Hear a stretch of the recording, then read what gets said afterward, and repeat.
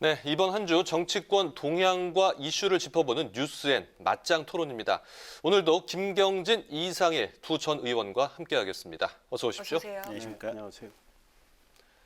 네, 먼저 오늘 정치권에 관심이 집중됐던 김경수 경남도지사 항소심 선거 관련 얘기부터 해보겠습니다. 일명 드루킹 일당과 공모를 해서 2016년 대선 당시에 댓글 조작 혐의로 기소가 됐었는데요. 1심에서 실형이 나왔는데 2심 역시 실형이 나왔습니다. 22개월이나 걸렸는데요. 네. 이번 재판부의 판단 취지 어떻게 보십니까? 우선 이제 두 가지 혐의로 기소가 됐었죠. 네. 하나는 인터넷에 올라간 포털 사이트에 올라간 기사들의 추천 순위 조작과 관련된 컴퓨터 업무 방해죄 하나. 네. 그다음에 지방선거 관련해 가지고 여러 가지로 뭐 똑같은 형태의 뭐 어떤 행위를 통해서 지방선거에 도움을 달라고 하고 거기에 도움을 줄 경우에는 그 관련 인사에 대해서 샌다이 총영사를 네. 뭐 추천해 주겠다라고 하는 이 이제 공직선거법 위반. 근데 이제 공직선거법 부분은 무죄가 났었고 네. 앞에 이제 컴퓨터 등 업무 방해죄 부분은 1심하고 똑같이 실형 2년이 선고가 되면서 유죄가 났고요. 네. 다만 이제 법정 구속은 안 됐는데 일단 공직선거법 무죄가 난 부분은 이게 어떤 후보에 대해서 어떻게 도와달라라고 하는 부분이 명확하지가 않다. 특정돼 있지 않았다는 네, 특정돼 말씀이시죠? 있지도 않다. 예. 그렇기 때문에 그냥 단순히 지방선거와 관련해서 도와달라고 한 것만 가지고는 죄가 되기 보기 어렵다. 지금 이렇게 이제 판시를 한 거고요. 앞부분에 이제 이 컴퓨터 등 관련한 업무 방해는 김경수 지사 측에서 나는 킹크랩 시연회를 본 적이 없다. 네. 그 시간에는 옆방에서 내가 닭갈비를 시켜서 밥을 먹고 있었고 그리고 이제 강연을 했기 때문에 그런 이 시연회를 보고 또 뭔가를 지시하는 공모 관계는 전혀 없었다. 지금 이렇게 얘기를 하고 있거든요. 네. 근데 어쨌든 1심에 이어서 2심 재판부도 킹크랩 시연회 본 건 맞다. 그다음에 드루킹 씨와 이렇게 공모를 해가지고 그런 추천 순위 조작한 거 분명히 맞다. 지금 이렇게 판단을 했고요.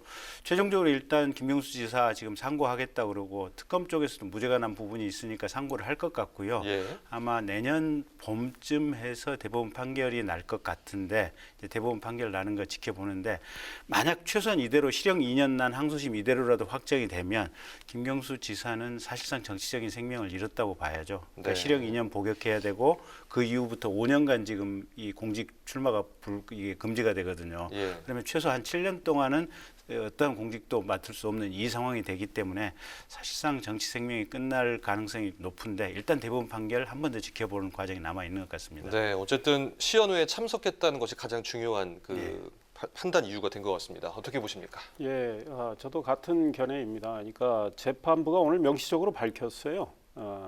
킹크랩 시연회에 참석을 해서 지켜봤다는 게 그 입증이 된다. 이렇게 보고 실형 2년 이렇게 선고를 한 거죠. 네. 그러니까 김경수 지사 쪽에선 아니라고 이제 여러 가지 나름대로 뭐 증거 자료라고 제출했지만 그건 재판부는 받아들이지 않은 거고 그렇기 때문에 이제 실형이 나온 건데 문제는 이제 대법원입니다. 우리 국민들 많은 의구심을 가질 수 있어요. 왜냐하면 이재명 경기지사도 고법에서 유죄 판결을 받았는데 대법에서 이 무죄 취지로 또 판결을 해서 고법으로 돌려보냈잖아요. 그래서 네. 소위 정말 정치적으로 큰 타격을 입을 수 있는 이런 위기에서 결국은 뭐 구원받은 셈인데 은수미 성남시장 역시 마찬가지란 말이죠. 네, 네.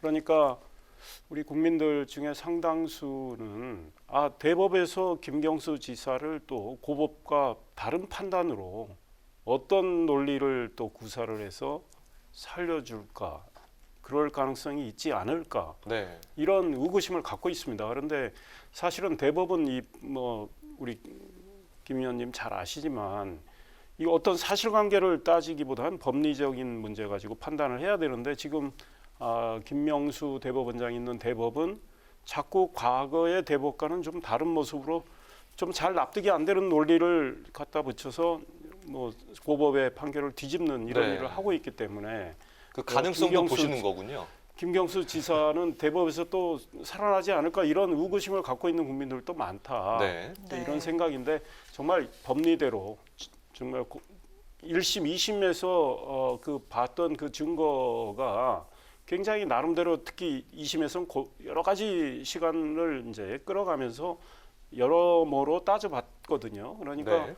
그거를 대법이 잘 보고 판단을 하길 바랍니다. 네. 네. 우리 이 선배님 고민이 너무 영향이 너무 지나치신 것 같고요. 어쨌든 이제 사법부에서 재판하는 것은 우리가 이제 신뢰를 해야 되고요. 네. 또 대법원도 최근에는 조금 애매하다 싶으면 전원 합의체에서 다 이렇게 합의를 해서 하는 거니까 네, 그렇죠. 거기에 대해서는 전폭적으로 좀 신뢰를 하고 믿고 가야 되지 않을까 싶습니다. 네. 네, 이 댓글 조작 유죄 판결에 대해서 김경수 지사는 즉각 상고를 하겠다는 입장을 밝혔는데요. 이번 판결로 김 지사의 정치 생명은 물론이고 여당의 대권 구도에도 상당한 영향이 있을 것으로 보이는데요. 앞으로의 상황 어떻게 전망을 할 수 있을까요? 예, 그렇습니다. 일단 당장은 김 지사는 이제 정치적으로 굉장히 큰 타격을 받은 상황이죠. 본인이 대권 꿈을 꾸는지 안 꾸는지는 아직 명시적으로 밝힌 적은 없지만 네. 여당 내에서 특히 뭐 친문 세력들이 김경수 지사를 차기 대선 후보로 올려놨기 때문에 지금 2심 판결이 대법에서 그대로 유지된다면 뭐 대통령 선거는 못 나오는 건 물론이고 네. 이제 수용 생활을 해야 되는 거고 이후에 5년간 또 피선거권이 박탈이 되니까 본인은 정치적으로 굉장히 어려움을 겪겠지만 만약에 대법에서 살아난다면 대선으로 뛰어들 수가 있어요. 네, 네. 물론 이제 대법에서 언제 판결을 내리느냐 시기에 문제가 있죠. 그런데 만약에 내년 3월 7일 전에 네. 대법에서 고법의 이 판결을 그대로 가지고 판단한다면 유죄를 뭐 대법에서 확정을 한다면 경남지사 보궐선거도 서울시장, 부산시장 보궐선거처럼 또 생긴단 말이죠. 그런데 그때까지 될지 안 될지는 몰라요. 당장 오늘 나온 고법 판결로는 여당 내에서 이낙연 대표 같은 분은 안도의 한숨을 쉴 수도 있겠다 이런 생각이 들어요. 그러니까 네. 여당의 지금 대권 구도는 그대로 가는 거죠. 예. 근데 만약에 김경수 지사가 대법에서 살아나가지고 이 여당의 대통령 후보 경선 과정에 뛰어든다면 큰 판도의 변화가 생긴다. 왜냐하면 네. 민주당 내에 막강한 영향력을 발휘하고 있는 친문 핵심 세력들이 그 지지를 이동할 수가 있거든요. 김경수 지사 그렇죠. 쪽으로. 네. 그런데 지금은 그런 가능성은 현재 일단은 보이질 않고 이제 대법 상황을 봐야 되는데 네. 아직까지는 뭐 현 판세가 민주당 내의 판세는 그대로 가고 있다 이렇게 봐야 되겠죠. 네. 결국 3월 7일 이전에 이제 판단이 나오느냐가 또 중요할 것 같은데요. 예. 어떻습니까? 글쎄 대법원이 이제 이것도 일단 공직선거법 부분은 조금 이제 복잡한 법리 해석의 문제가 하나가 있고 네. 그다음에 앞부분 컴퓨터 이게 업무방해 이 부분은 사실은 사실관계 확정이 굉장히 좀 복잡해가지고 그것 때문에 2심에서 이렇게 길게 지금 심리를 해왔지 않습니까? 네. 그래서 대법원에서도 아마 심리하는데 상당 정도 시간이 걸릴 것 같고요. 내년 3월 7일 이전에는 판결이 나오기는 제 추측으로는 쉽지는 않아 보일 거다. 개인적인 판단으로 좀 어려워 보이는 예, 어려워 말씀이시죠? 보일 것 같고요. 다음에 두 번째는 이제 가령 대법원에서 혹시 무죄 취지로 이제 파기 환송이 된다고 하더라도 여전히 김경수 지사는 재판에 걸려 있기 때문에 본인이 그렇게 지금 자유롭게 뛸 수 있는 상황은 아니어서 네. 제가 볼 때는 민주당 내 대선 구도에 뭔가 변화의 뭐 가능성이 없지는 않지만 그렇다고 그게 결정적인 요인이 되기는 어려울지 않느냐. 저는 조금 선배님하고 이 선배님하고 생각이 좀 다릅니다. 네. 한 말씀만 네. 더 드리면 네. 내년에 이제 민주당 경선이 언제 치러질지 확정은 안 됐어요. 그러나 뭐 내년 10월, 11월 뭐 이렇게 된다면 그 전에 대법이 만약에 결론을 내서 무죄 취지로 네. 파기환송을 해서 우리 이재명 지사 봤잖아요. 무죄 취지로 파기환송하고 고법에서는 금방 결론이 났어요. 그러면 김경수 지사도 10월 뭐 11월 전에 모든 굴레를 벗고 뛰어들 수가 있죠. 네. 네. 그렇군요. 어쨌든 뭐 앞으로 이제 대법원의 또 판결까지 기다려 봐야 될 상황이고요. 그렇죠. 민주당은 선거기획단을 꾸리면서 내년 보궐선거 준비에 또 속도를 내고 있습니다. 지난 주말에 당원 개정을 했죠. 예, 그 영향일 수도 있고요. 또 재산세 영향일 수도 있을 것 같은데요. 최근 여론조사 정당 지지율을 보면 뭐 부산뿐만 아니라 이 서울에서도 지금 민주당이 국민의힘에 또 밀리는 그런 조사가 나왔더라고요. 예. 이렇게 정당 지지율이 좀 변화가 된 가장 큰 요인이 어디에 있다고 보시는지 하고요. 돌파구가 좀 있을까요? 일단 큰 틀에서 세 가지인 것 같아요. 그러니까 부동산 문제에 대해서 국민들이 대단히 힘들어하는 측면이 하나가 있거든요. 그래서 집을 가진 사람은 집을 가진 사람들대로 또 전세 세입자들은 세입자대로 여러 가지 좀 힘든 측면이 하나가 있고요. 네. 그다음에 부동산 관련해서 지금 세금들이 대폭 내년부터 오를 조짐들이 예. 있어서 사실은 집 가진 사람들 입장에서는 이 조세 저항이 심리적으로 지금 만만치 않는 어쨌든 부동산 관련 이슈가 하나 있는 것 같고 두 번째는 법무부하고 검찰 내에서 충돌이 있으면서 그걸 옆에서 지켜보고 있는 국민들 사이에서는 대단한 피로감이 좀 네. 있는 것 같아요. 국가가 대단히 정돈되고 안정되지 못하다 지금 이런 느낌이 하나 있는 것 같고 마지막으로 세 번째는 지금 현재 국회, 대통령, 그다음에 지방자치단체장 대부분이 지금 민주당이 다 거의 네. 이제 이렇게 하고 있다 보니까 조금은 견제 심리가 국민들 사이에 이 시민들 사이에 좀 생겨나고 있는 네. 것 같아요. 그래서 지금 이 삼박자인데 원인이 있으면 사실은 해답이 있죠. 이 부동산 문제는 어쨌든 적극적으로 좀 정부가 정책 개발하고 세금 문제 조금 신경 써서 국민들 마음을 좀 위로하면 되고요. 네. 그다음에 이제 법무부하고 대검찰 갈등은 얼마 전에 이제 정세균 총리께서도 얘기했듯이 사실은 이걸 방치하는 것만이 능사는 아닌 것 같거든요. 네. 정세균 총리가 필요하면 본인이라도 결단을 하겠다라고 얘기를 했는데 그 부분에 대한 적절한 대책이 좀 필요한 것 같고요. 세 번째 이제 이 견제 심리 같은 경우는 아까도 이제 영상 브리핑에 나왔지만 이제 여당 의원들이나 국무위원의 어떤 답변 말 뭐 이런 것도 있었지 네. 않습니까?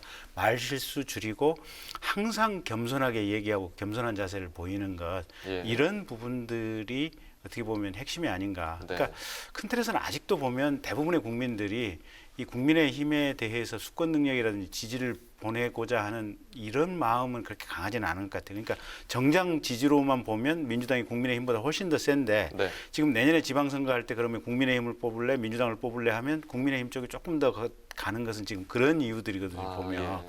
그래서 첫째도 겸손, 둘째도 겸손, 셋째도 겸손이 중요한 게 아닌가 저는 그렇게 봅니다. 네. 겸손 말씀해 주셨고요. 어떻습니까? 민주당은 겸손하기가 어려울 것 같아요. 네. 우리 김경진 의원님 이야기대로 그렇게 가면 지지율이 이렇게 떨어지지 않죠. 지금 대통령 취임 때 지지율과 지금 지지율 한번 비교해 보세요. 아직도 뭐 민주당 쪽은 아직도 대통령 지지율 견고하다고 하지만 네. 거의 절반쯤 떨어져 있습니다. 부정평가가 그렇게 높아졌어요. 그러니까 우리 국민들이 국민의힘은 아직 부족한 건 사실이에요. 저도 국민의힘 소속이지만 인정합니다. 나름 분발하지만 아직도 국민들이 보시기에 믿었지 예. 못한 게 있어요. 그런데 이 민주당 정부가 출범하고 나서 대통령 취임사에 주옥 같은 말씀 다 있습니다. 그대로 한 게 거의 없어요. 대표적인 건 국민 통합. 국민 너무 분열시켰습니다. 지금 미국의 트럼프가 저렇게 지금 이제 패배하기 직전인데 저렇게 된 것도 국민 분열시키고 정말 통합 노력 부족했기 때문에 그런 건데요. 그 지금 민주당 정부가 해온 것들 보면 이번에 당원 개정 문제에서도 드러났지만 굉장히 국민들한테 엄숙하게 자기들이 천명하고 약속했던 걸 뒤집는단 말이죠. 상황 논리를 만들어서 비례정당을 국민의힘 전신인 미래통합당이 만들 때 민주당이 어떻게 이야기했습니까? 그래놓고 또 만들어요. 따라서 그러면 자기들이라도 의석 몇 개 잃더라도 자기들이 주장했던 그 정치개혁 그 길로 가야 되는 거 아니겠습니까? 네네. 그런데 의석 몇 개 더 얻으려고 또 똑같이 만들어서 그걸 하기 위해서 또 당원 투표 동원해서 당원들한테 슬쩍 책임을 밀어가면서 미룹니다. 그러니까 지금 당원에서도 민주당 소속의 선출직 공직자가 중대한 잘못을 저질러서 그 직을 상실해가지고 재보선 하게 될 때 공천하지 않는다고 해놓고 당원 투표로 이렇게 해서 또 바꾸고 이런 위선적인 모습. 그 다음에 우리 국민들이요. 지금 정권이 국정 운영을 잘하느냐 이거에 대한 본질적인 물음을 묻고 있으니까 그 중에 하나가 부동산 문제긴 한데 많은 것들이 헝클어져 있습니다. 우리 국방의 문제, 북한 핵 문제, 경제 난이 굉장히 심각하고 국민들이 체감하는 취업의 문제, 일자리 문제 굉장히 심각해요. 네. 이런 것들에 대한 지금 국민들이 종합적인 실망감이 지금 쌓여가고 있다. 그래서 국지적으로 민주당이 뭐 부동산 하나를 어떻게 해서 약간의 반전을 할 수 있지만 쉽게 되지 않는다. 그러니까 국정 운영을 완전히 이게 철저히 검토해서 전환하는 노력을 해야 된다. 저는 이런 충고하고 싶습니다. 네, 알겠습니다. 다음 주제로 좀 넘어가 네. 보겠습니다. 이어서 미국 대선 얘기 오늘 안 할 수가 없는데요.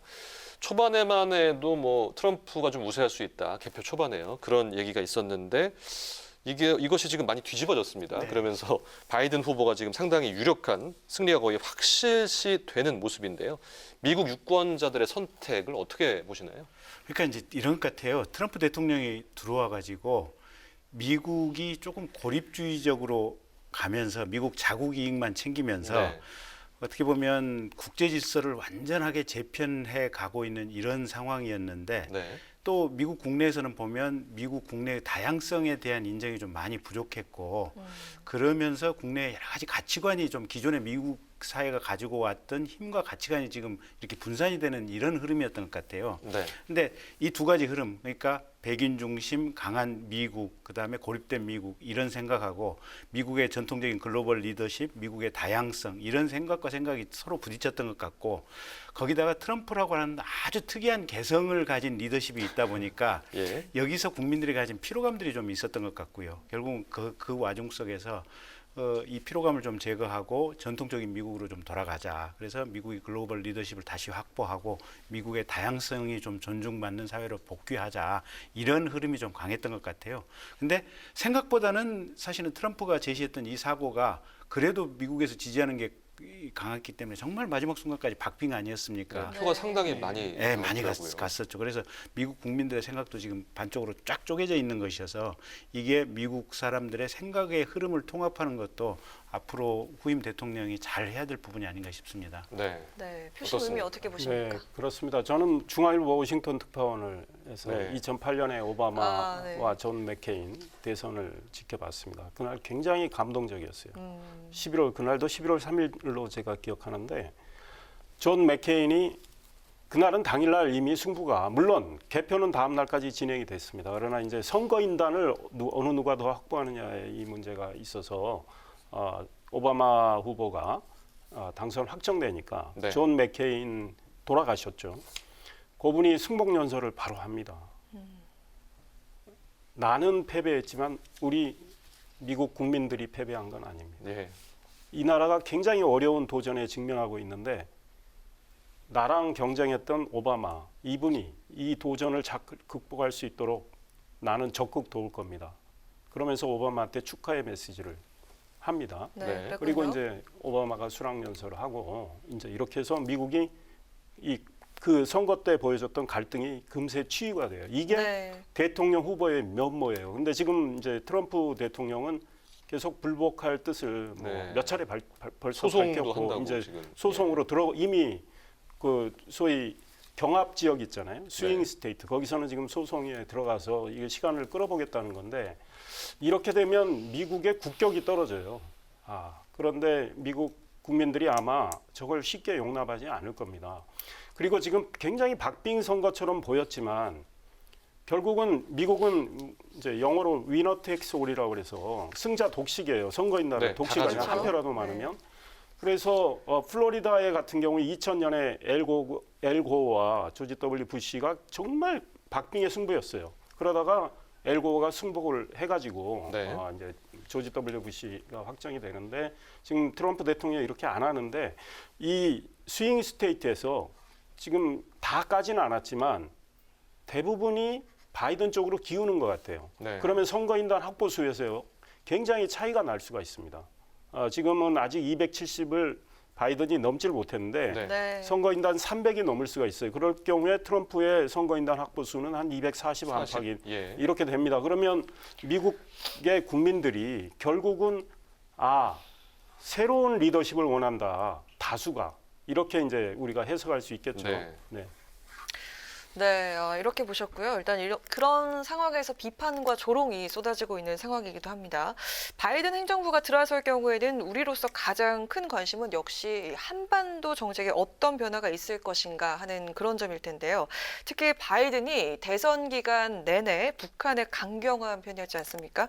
이렇기 때문에 북한 비핵화 문제와 관련해서 오바마 정부가 취했던 그런 전략적 인내로 돌아가지 않을까 하는 전망도 나오는데요. 이 바이든 정부의 대북 정책 기조 어떻게 보시는지요?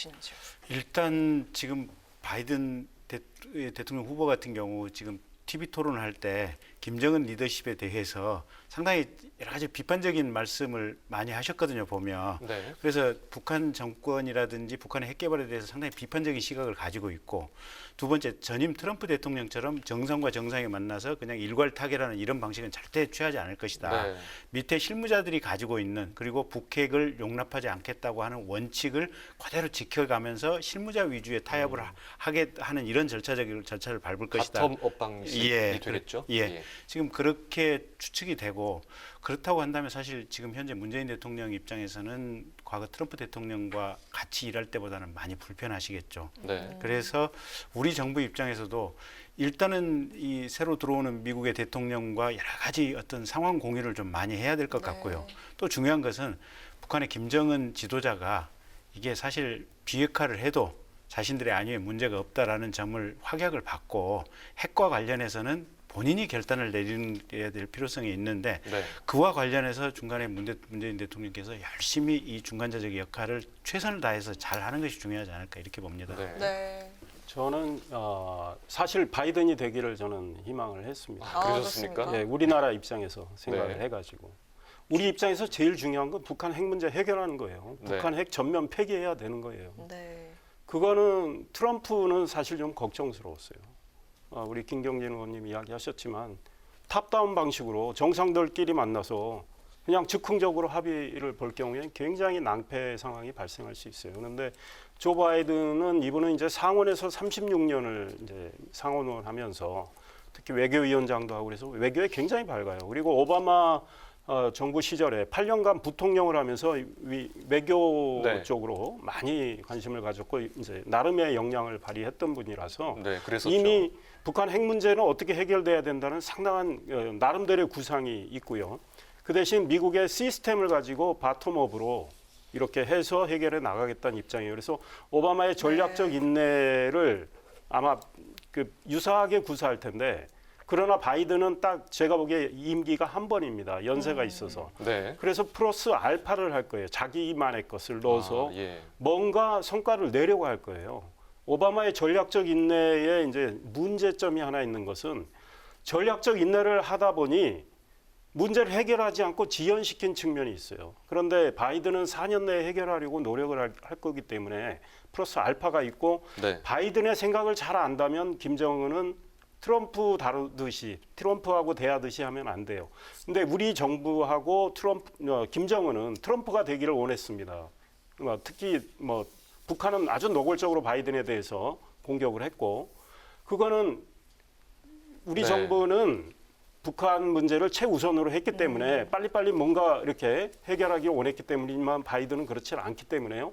그래서 우리 정부 입장에서도 바이든하고 정말 보조를 잘 맞춰야 되고, 또 한편으로 우리한테 좋은 측면은 뭐냐면 바이든은 한미동맹에 대한 굳건한 생각을 갖고 있어요. 트럼프는 이게 잘 없어요. 네. 그렇기 때문에 우리 입장에서는 바이든이 낫다, 저는 이런 네. 생각합니다. 네, 지금 한미 얘기를 해주셨는데요. 이 전자권 문제라든지 방위비 문제 이런 문제도 지금 있을 수가 있고요. 네. 또 그렇기 때문에 우리 또 여야 정치권이 여기에 어떻게 좀 대응을 해야 될지 이런 부분도 한번 짚어봐야 될 것 같은데 어떻습니까? 일단 아마 전자권이라든지 또는 방위비 분담 문제는 아마 쉽게 타결이 될 것 같아요. 네. 그런데 이제 주한미군 주둔 문제는 사실은 미 육군 내부에서도 이게 주한미군 철수해야 되는 거 아니냐. 그러니까 여러 가지 이제 이렇게 유연하게 좀 배치할 수 있어야 되는 거 아니냐. 이런 의견들이 있어서 여러 가지 다양한 지금 가능성들이 이제 존재할 수 있고요. 네. 중요한 것은 아마 제가 듣기로도 아마 의장님이나 또는 이 여야 원내대표단이 연말 예산국회 끝나고 나면 미국 방문해서 바이든 캠프 이렇게 같이 일단 여러 가지 교류를 맺겠다고 지금 하시거든요. 그래서 그런저런 준비를 아마 행정부 내에서도 하고 있고 국회 내에서도 하고 있고, 근데 좀 더 이렇게 정치하게 잘 하시기를 그렇게 네. 네. 격려드립니다. 네, 어떤 네. 계획들이 더 필요하다고 보십니까? 이제 바이든 정부가 출범을 할 경우에 이미 말씀드린 대로 한미 동맹의 그 가치에 대해서 확실한 인식을 하고 있기 때문에요. 바이든이 이미 이야기했습니다. 방위비 분담과 관련해서 우리 대한민국을 소위 말해서 익스토트 이렇게 착취하는 그런 방식으로 하지 않겠다. 그러니까 트럼프처럼 방위비 분담을 하는데 왕창 우리한테 부담을 주는 이런 일을 하지 않겠다고 그랬어요. 네. 그런 면에서 사실은 이제 우리 입장에서는 좀 족쇄가 좀 풀려 나가는 게 있고, 한미 동맹을 우리 정부도 맞춰줘야 된다. 그동안에 지금 미국 대사 뭐라고 그랬습니까? 70년 동안 70년 전에 미국과 동맹 맺었다고 앞으로 70년을 그럴 이유가 있느냐? 이런 이야기는 굉장히 잘못된 겁니다. 사실 북한 핵 문제 해결하려면 우리 동맹의 이 굳건함을 북한한테 보여주지 않고는 해결 못해요. 그래서 문재인 정부도 바이든 정부의 생각을 정확히 알고 네. 보조를 맞춰가면서 우리 한반도 문제를 해결해 나가는 그런 노력을 해야 되겠다 이런 네. 생각입니다. 네, 잘 들었습니다. 결국 이 뭐 바이든이 지금 유력한데요. 상황은 계속 지켜봐야 될 것 같습니다. 뉴스엔 맞짱 토론 지금까지 김경진 전 의원, 이상일 전 의원과 함께했습니다. 오늘 말씀 감사합니다. 고맙습니다.